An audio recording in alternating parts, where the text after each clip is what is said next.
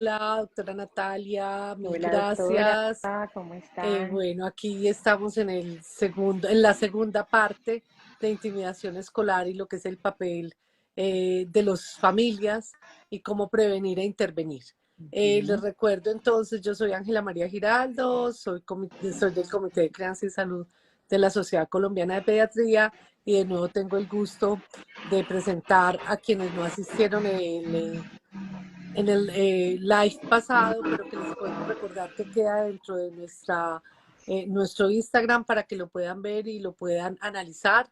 La doctora Natalia Cárdenas Zuluaga es psicóloga, magíster en desarrollo y educación humana, asesora de proyectos de promoción de convivencia escolar en las entidades como el Ministerio de Salud, la campaña Bullying for Love, Tigo Comunicaciones, Bancolombia, Fundación Sura, entre otras cosas.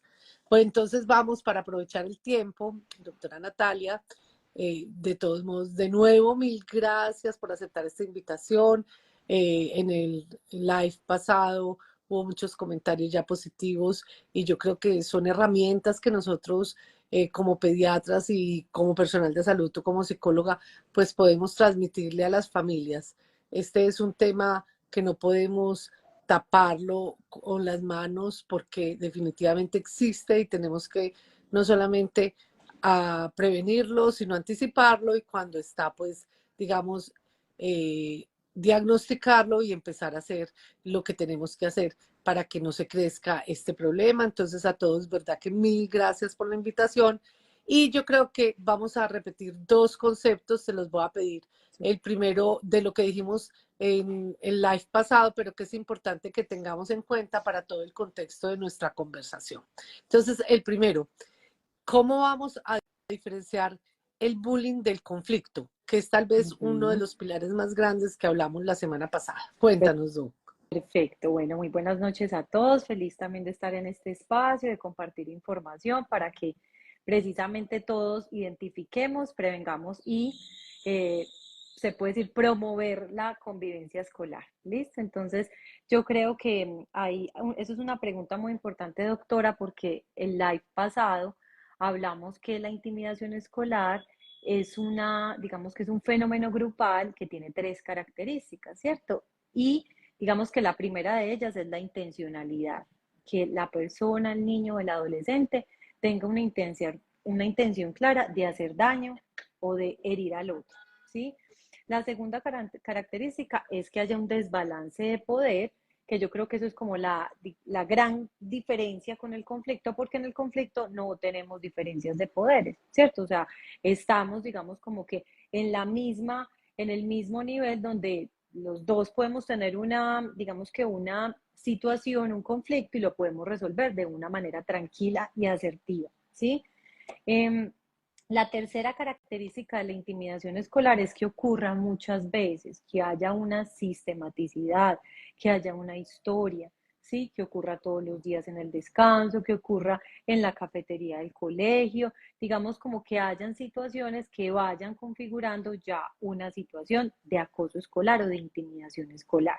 Eso es como lo más importante como para que lo podamos diferenciar. Digamos que cuando hablamos de intimidación escolar también hablamos de diferentes formas. Está la forma, la física, está la no verbal, o por ejemplo digamos como la exclusión, digamos, se utiliza mucho la ley del hielo y es que nadie del salón le puede hablar a una niña eh, a X o Y persona.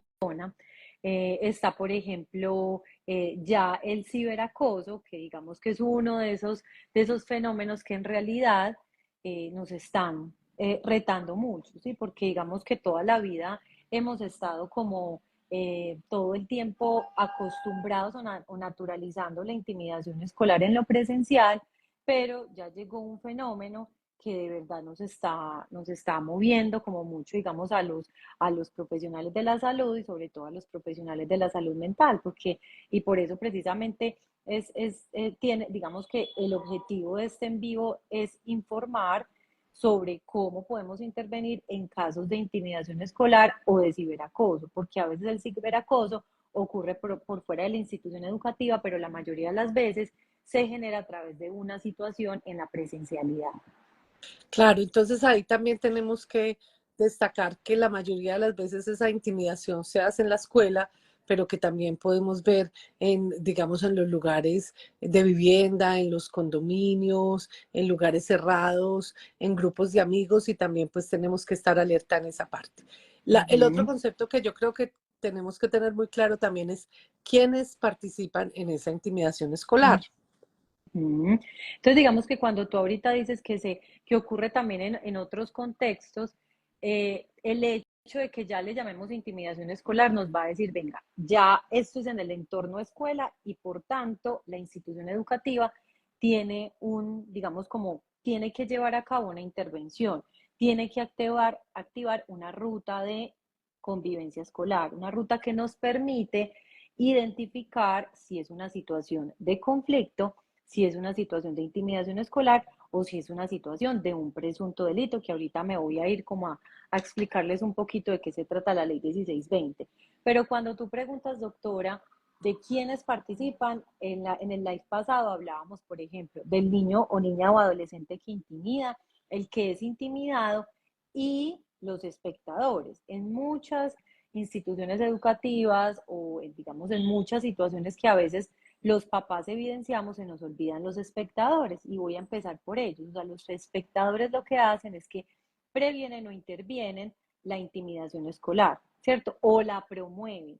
¿Por qué? Porque con su silencio, quedándose callados o apoyando al niño que intimida, lo que se hace es precisamente darle poder a esa situación de intimidación escolar. Por eso los mejores programas de intervención de la intimidación escolar están basados precisamente pues en el desarrollo de competencias socioemocionales, que ya más adelante voy a hablar, y también en empoderar precisamente a esos espectadores positivos que pueden ayudar y defender al otro. No solamente ayudar, sino influenciar a ese niño que está intimidando. Entonces yo les explicaba la sesión pasada de un triangulito, ¿cierto? Donde está el niño que intimida, el que es intimidado y los espectadores.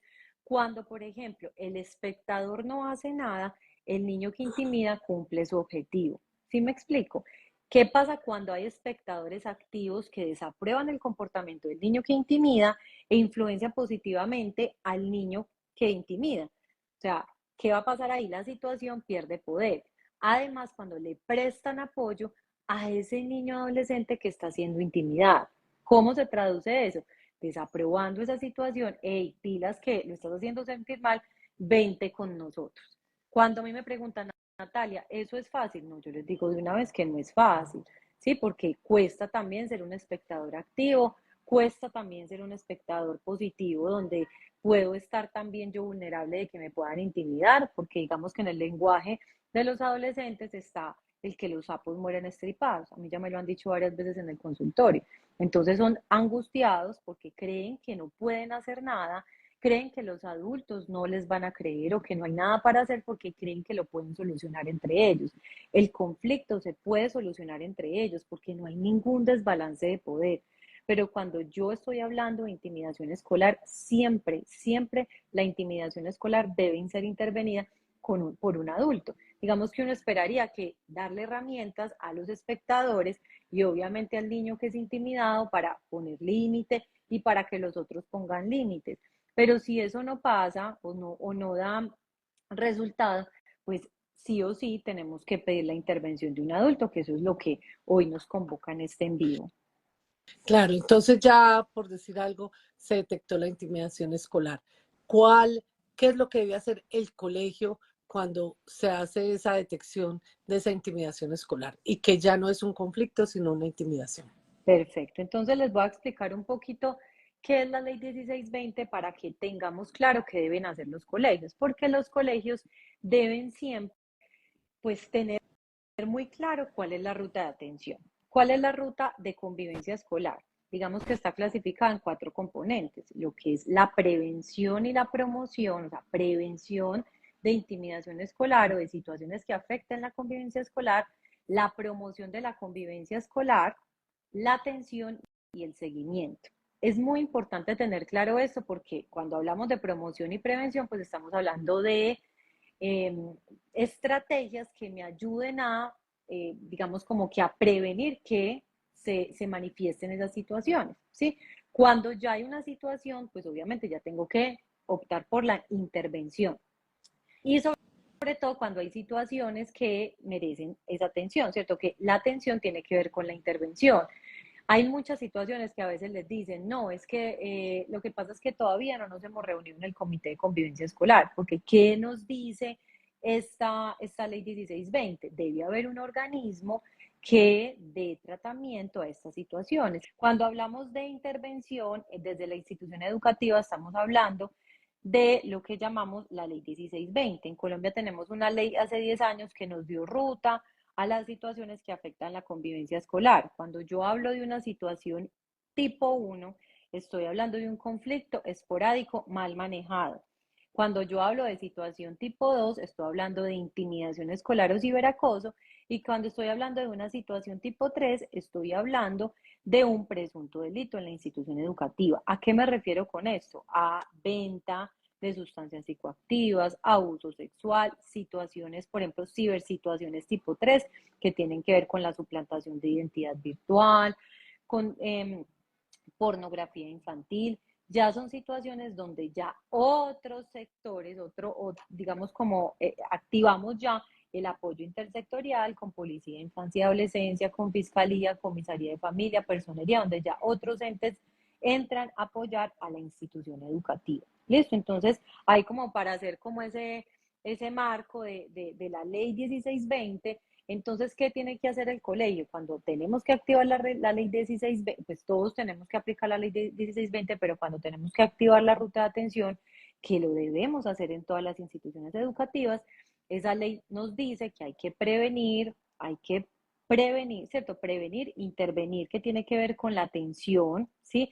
El seguimiento y sobre todo la promoción de la convivencia escolar. Prevención, promoción, atención y seguimiento son como esos grandes componentes de la ruta de convivencia escolar. Yo les estaba diciendo ahorita, no, digamos que el hecho de que haya un comité de convivencia no quiere decir que tenemos que esperar hasta que se reúna el comité de convivencia para que me atiendan un caso de intimidación escolar. No, porque de todas maneras está ese componente de atención donde hay un docente orientador o un coordinador de convivencia que me puede ayudar a pues, atender esa situación y a lograr intervenirla. Cuando hablo de intervenirla, voy a hablar de acuerdo a las diferentes situaciones. ¿Sí? Entonces, cuando hablamos de las diferentes situaciones, situación 1, 2 o 3, ¿cierto? Cuando yo hablo de una situación tipo 1, yo estoy hablando de un conflicto mal manejado. ¿Ahí qué se puede hacer? ¿En qué debe apoyarme la institución educativa? Puede utilizar el método de resolución de conflictos, que es la mediación escolar. ¿Y qué pasa con la mediación escolar? Yo puedo sentar a los estudiantes, ¿cierto? A los estudiantes que participaron en ese conflicto, que tuvieron ese conflicto, puedo darles la palabra donde van a exponer su versión, cada uno expone las versiones y hay un mediador escolar. Pilas, ese mediador debe estar formado, debe estar ahí también digamos que incluso los que están ahí participando deben estar voluntariamente. Eso es muy importante, la voluntariedad para la mediación escolar. Pero ese mediador debe estar formado y, digamos, llevar a cabo unas etapas de la mediación escolar. Por ejemplo, una de las etapas de la mediación escolar es, por ejemplo, la premediación, donde yo como mediador escolar tengo que tener claro qué pasó de una manera objetiva, qué pasó que estos dos estudiantes tuvieron un conflicto, ¿sí?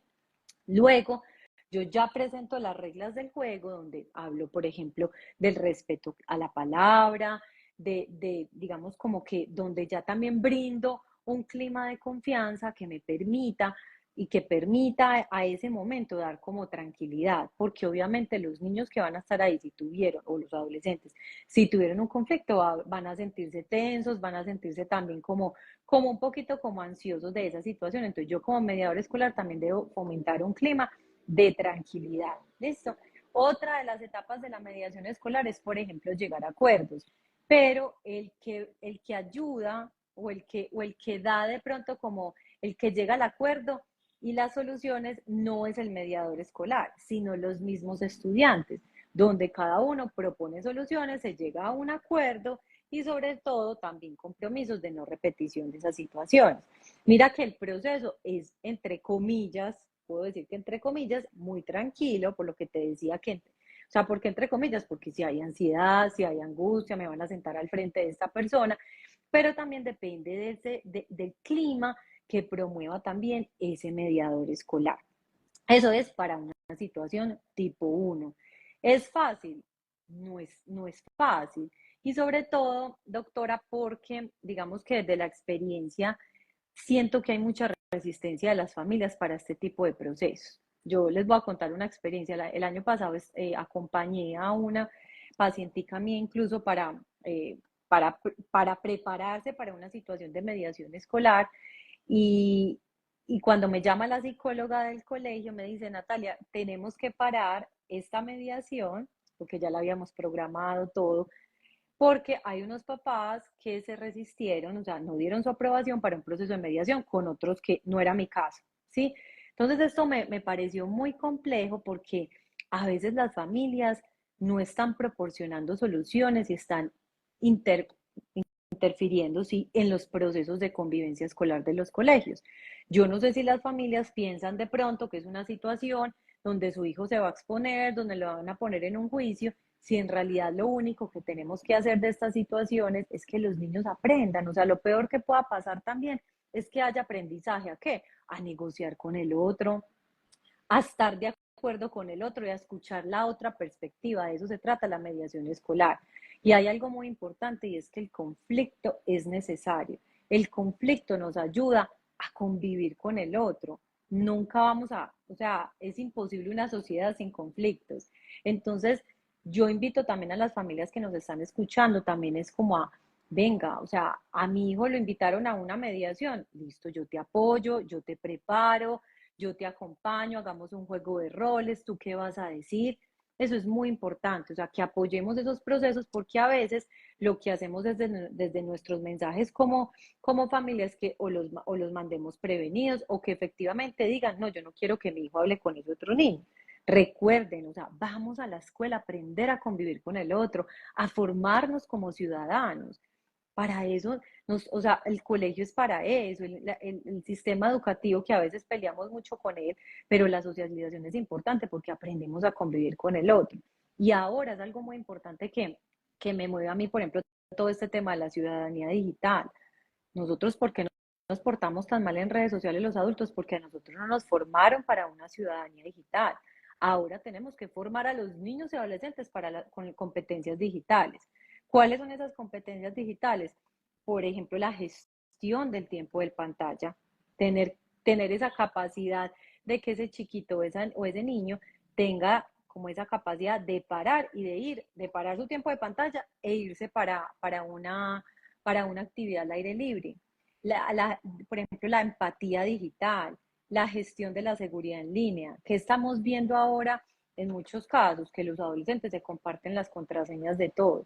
Entonces ahí hay una gestión de la seguridad en línea, gestión de la huella digital. Mira que son competencias que nos ayudan a prepararnos para cuando ya seamos adultos o adolescentes, pues enfrentarnos a situaciones que vamos a vivir en la ciberconvivencia, porque eso es un concepto que incluso muchos lo ven como nuevo.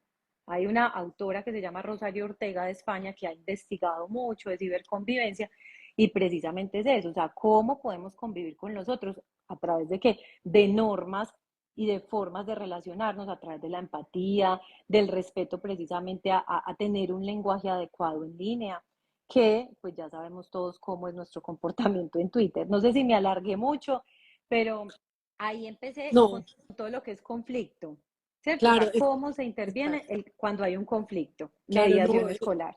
exactamente. Esa parte es muy importante y yo creo que a los padres hay que darles las herramientas de que sepan que tiene que haber un comité de convivencia escolar, que tiene que haber unos Ujú. mediadores que sepan de mediación, que no es cualquier persona y eso De lo pueden acuerdo, exigir a los colegios, que es importante. Entonces ya así vimos es. como la parte, digamos, del colegio.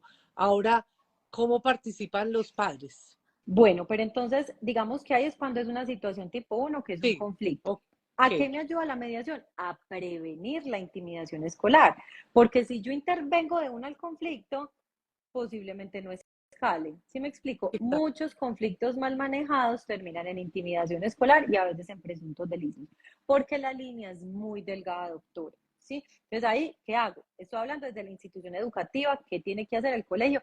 Utilizar la mediación escolar. Cuando hay un conflicto.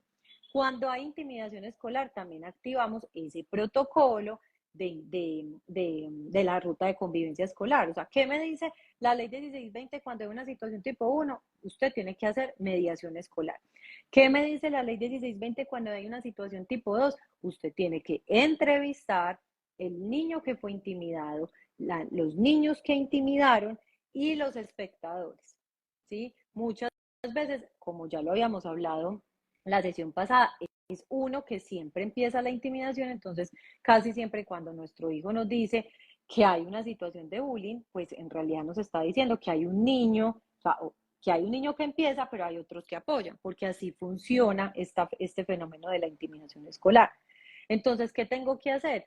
Tengo que hacer entrevistas individuales. Nunca, por eso es tan importante saber si es intimidación escolar o conflicto, Ujú. porque si yo sé que es intimidación escolar y yo hago una mediación, imagínate la angustia del niño que está siendo intimidado de pararlo al frente del niño que intimidó. Pues entonces, ¿qué va a pasar ahí?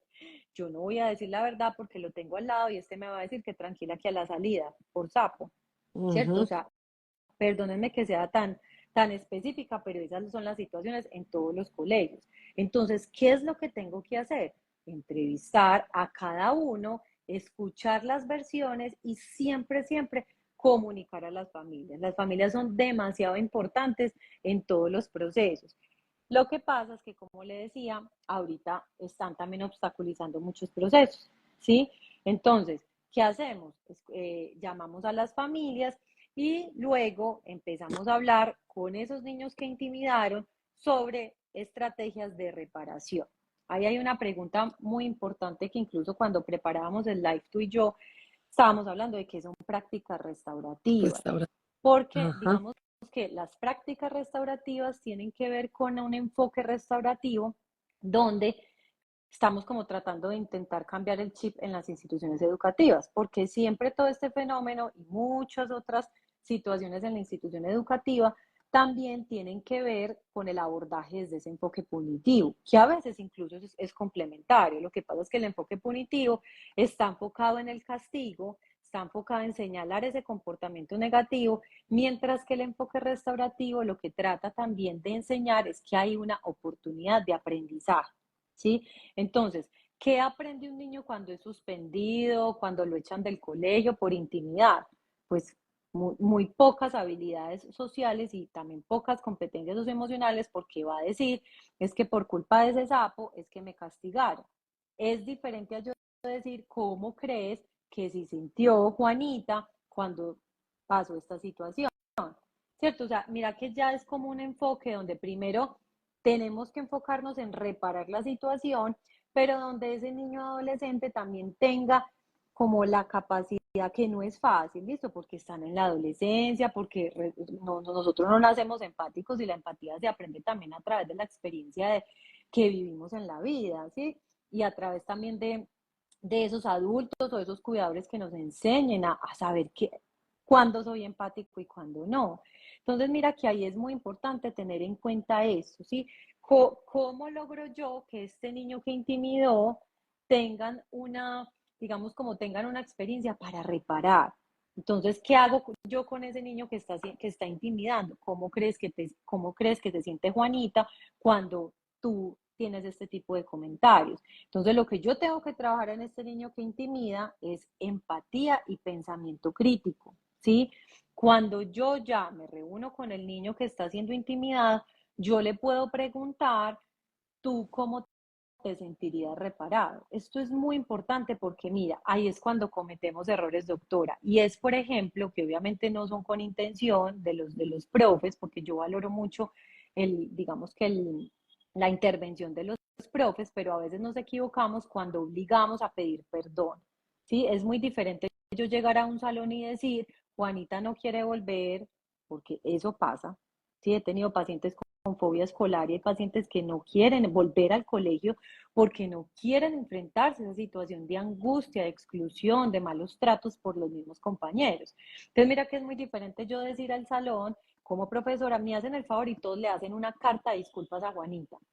¿Tú crees que esa acción va a generar, va a desarrollar competencias socioemocionales en esos estudiantes? Posiblemente simplemente van a decir, oigan, pues, perdón, ya, porque son obligados. Es muy diferente eso a yo decir, ¿cómo creen que Juanita se sentiría reparada? Ustedes conocen a Juanita. O yo voy al salón a decir, oigan, Juanita no ha vuelto. ¿Quién cree que, pues, qué creen que pasa? ¿Cómo creen que se está sintiendo Juanita? Mira que son preguntas que apuntan a qué? Primero al pensamiento crítico y a yo entender que esa situación que está pasando con ese compañero mío, si me pasara a mí, posiblemente también no quisiera volver al colegio. Entonces ahí es cuando yo digamos, como que apunto a esa experiencia de ese niño que está siendo intimidado, pero a partir también de lo que los otros pueden también dar ideas. Profe, entonces, ¿qué hacemos? ¿Será que conociendo a Juanita yo le escribiría una carta? Ay, no, ya sé cuándo vuelva un abrazo grupal. Ay, no, ya sé un video. Mira, yo he tenido pacientes que les han hecho videos, cartas, y la lectura que ellos hacen es, no, eso no es real. Lo mandaron a hacer. Los profes los obligaron a hacer. Entonces, mira qué diferente a yo decir, ¿cómo creen que Juanita se sentiría reparada? Y a Juanita le tengo que preguntar, ¿cómo te sentirías reparada? Entonces, digamos que eso a nivel grupal, pero cuando estoy trabajando también con adolescentes o niños que intimidan en el colegio, también es muy importante decirlos cómo creen que se sentiría reparada Juanita y dar también ese mensaje. Juanita se sentiría reparada de esta forma. Y sentirse reparada no quiere decir solamente decir perdón, es posiblemente ir a comerse un helado juntos, es hacerle una carta, es darle la cara y decirle disculpas, pero que nazca también, primero, de el ponerme en el lugar del otro, que no es fácil, ¿sí?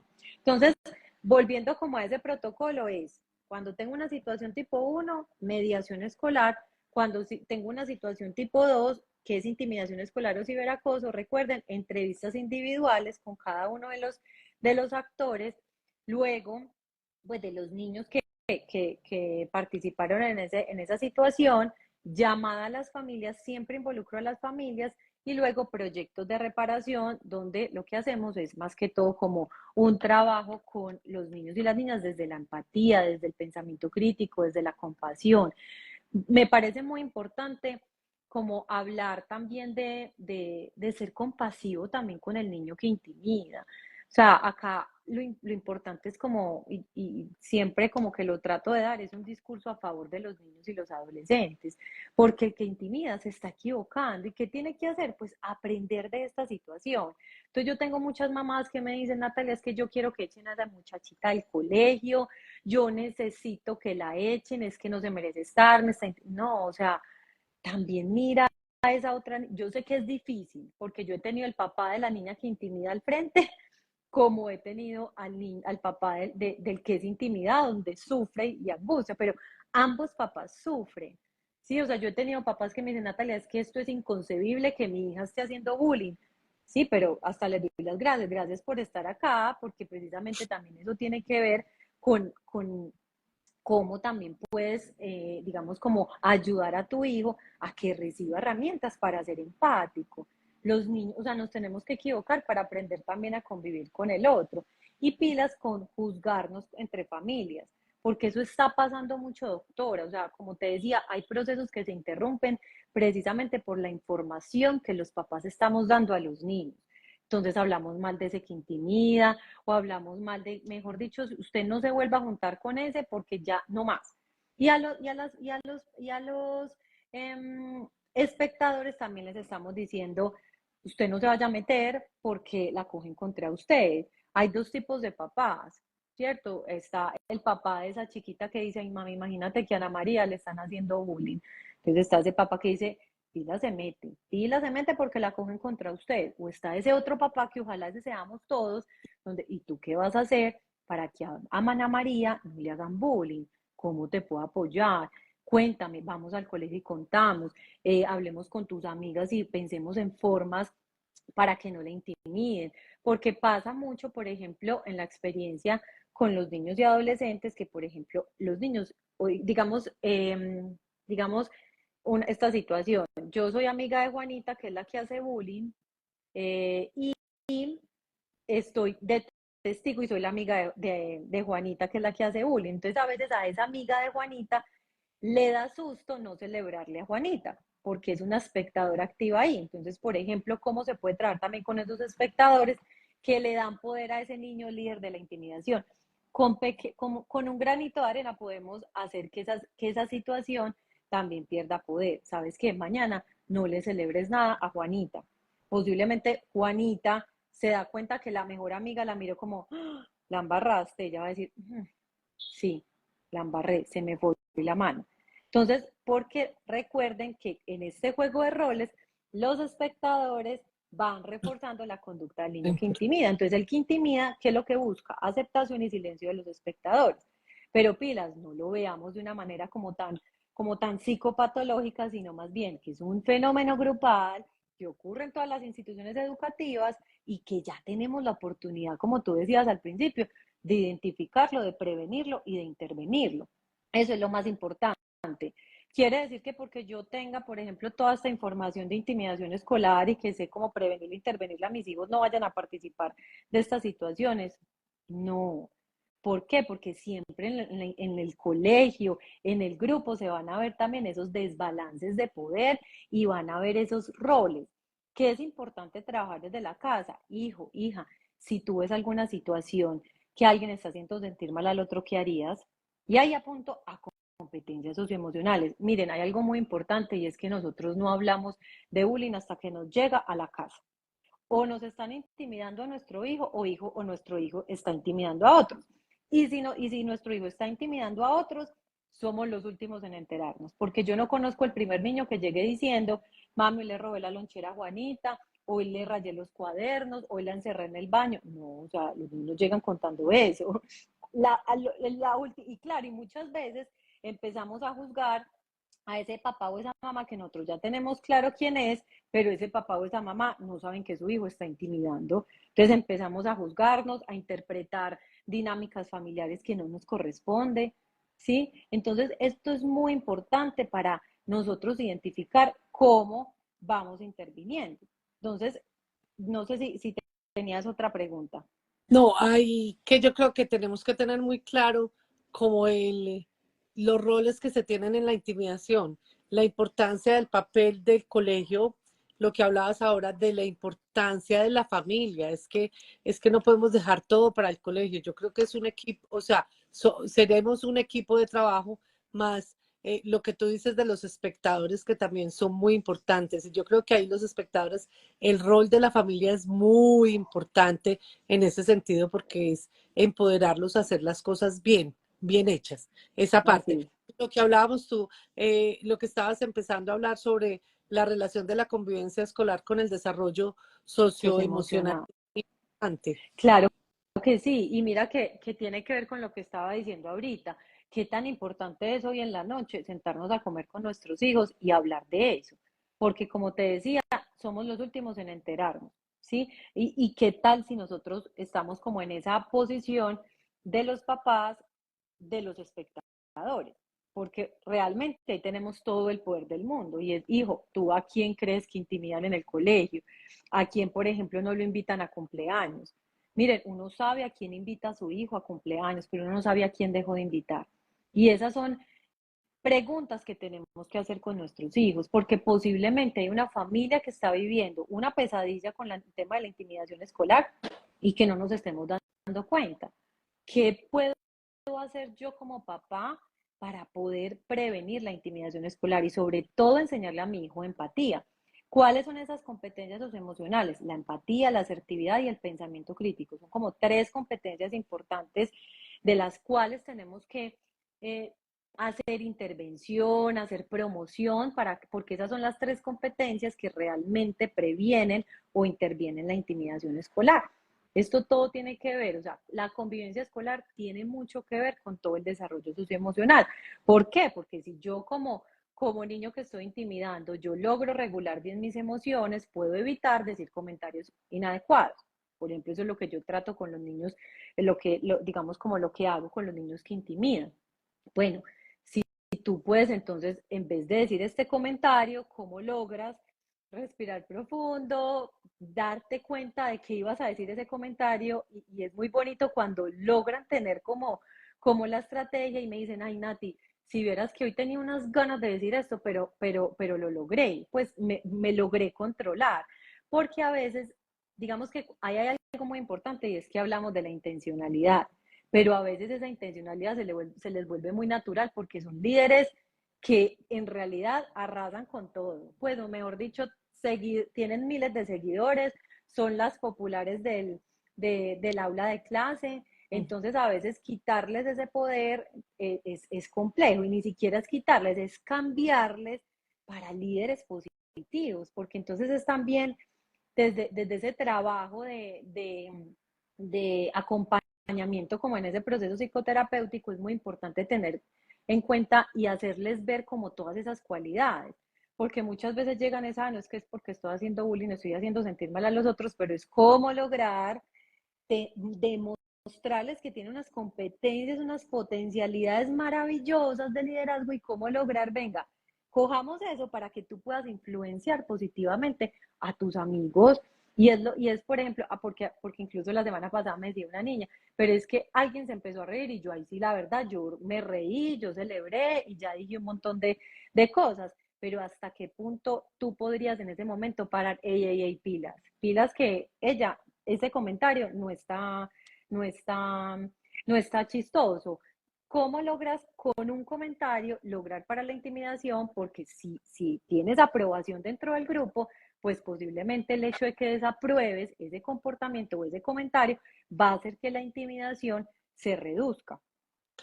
Me parece muy, muy importante y ahí yo creo que lo que tú decías ahora, lleguemos a casa, sentémonos juntos y yo creo que tenemos que volver a rescatar el comedor. El comedor, Total. todo el mundo está sentado, conversa, cuenta qué le pasó en el día. Ahí podemos hacer mucho, mucho de lo que es la prevención. O Así es. sea, enseñarles el respeto y el respeto viene con el ejemplo. Así Bueno, es. entonces ya estábamos en esa parte del comedor, del ejemplo, que es tan importante. Por aquí había ahora una pregunta de qué recomendaciones hay, sobre todo para esos niños que les hacen exclusión escolar. Ujú. No, yo creo que hay algo muy importante y es hablar con los niños. Una de las, yo siempre digo que de los momentos más importantes para uno darse cuenta cómo socializa nuestro hijo es en los cumpleaños, ¿sí? En las fiestas de cumpleaños, ¿sí? Entonces, por ejemplo, muchas mamás nos dedicamos a chismosear, ¿sí o no? En los cumpleaños.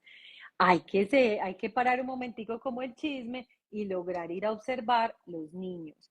Muy, muy importante porque ahí es cuando uno ve la presión del grupo, quién es la líder o quién es el líder, si de pronto hay una situación de exclusión. Ahí, digamos, son situaciones que se nos presentan a los papás en bandeja de plata y a veces no lo hacemos. ¿Por qué? Porque está bien uno también encontrarse con los papás de los amigos de nuestros hijos, pues a compartir también situaciones. Entonces yo siempre les recomiendo a los papás, así nos guste mucho el chisme y está bien, que saquemos como un ratico y ya vengo a ir a observar, ¿cierto? Porque podemos también estar presente como en esos dos entornos, en esas dos como conversaciones para saber también cómo hacemos. Y sobre todo preguntarle a nuestros hijos, doctora, si han visto a alguien que lo estén excluyendo. Entonces, por ejemplo, como presentarle situaciones. Si tú ves que a un amigo le están dando golpes, ¿qué haces? Ah, no, entonces lo defiendo, o y si no soy capaz de defenderlo, voy y le digo a un adulto, escribo una carta anónima para decir que esto está pasando, ¿sí? ¿Qué pasaría si alguien, por ejemplo, está diciéndote algo? O sea, también es como cómo darles situaciones para que ellos también, a través de situaciones hipotéticas, puedan dar también respuesta como si les pasara ellos y sobre todo si son espectadores, porque lo que tenemos que formar son espectadores positivos, que es lo más difícil. ¿Por qué? Porque estamos en una sociedad que a veces nos quedamos callados siempre. Lo que pasa es que en el colegio también es diferente quedarse callado y alzar la voz, porque en el colegio también, digamos que están en, muchas veces, no en la mayoría de los colegios, pues hay adultos escolares de confianza, ¿sí? Y también eso es difícil, porque a veces los niños y los adolescentes no están percibiendo a la institución educativa como un lugar seguro y eso es muy triste. Y también ahí es cuando nos tenemos que, no sé, como que jalar las orejas nosotros, los docentes, los orientadores escolares, los educadores, ¿qué está pasando que no están confiando en nosotros?